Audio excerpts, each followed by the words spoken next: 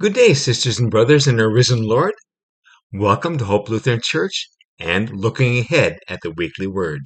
I am Pastor Keith Kopenhofer. The weekly word for this Sunday, the seventh Sunday of our Easter celebration, is from the 17th chapter of the Good News according to St. John. It's from the upper room as Jesus gathered with his disciples the night before he died. This 17th chapter of John is known commonly as Jesus' high priestly prayer.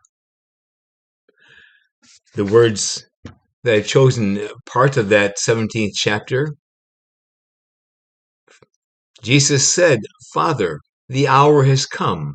Glorify your Son, so that the Son may glorify you. I glorified you on earth by finishing the work that you gave me to do. For the words that you gave me, I have given to them, and they have received them. And I have been glorified in them. And now, Holy Father, protect them in your name that you gave to me, so that they may be one as we are one." Wonderful words. So that they may be one as we are one. It is at once a wonderful and a terrifying notion. In many and various places, we lift oneness as an ideal.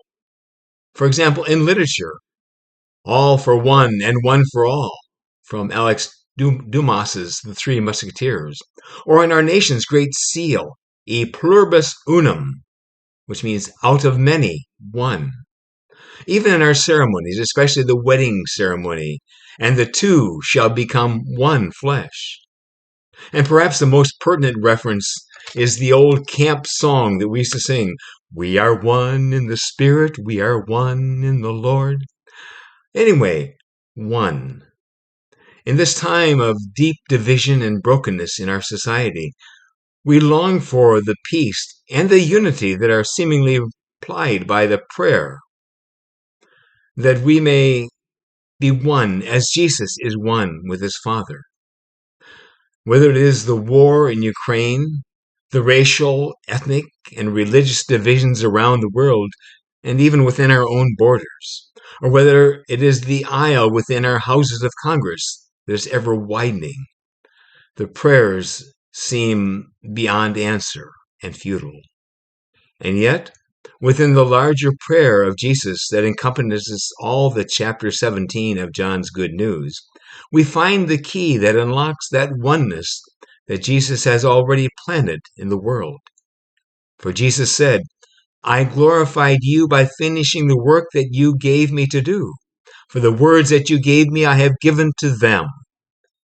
The unity all goes back to the very purpose for which Jesus came, the very purpose for which this congregation was established, to know Christ and to make Christ known. As Jesus' life among us demonstrates, it is not just by the words we proclaim, but by the actions of healing, of compassion, and of forgiveness, and yes, even by the suffering and the self-sacrifice. For it is in that kind of giving that we are raised to new life, that we both give and receive real glory, for we are truly one only in God's glory. May God be with you throughout this week. Blessed be the one who makes us one.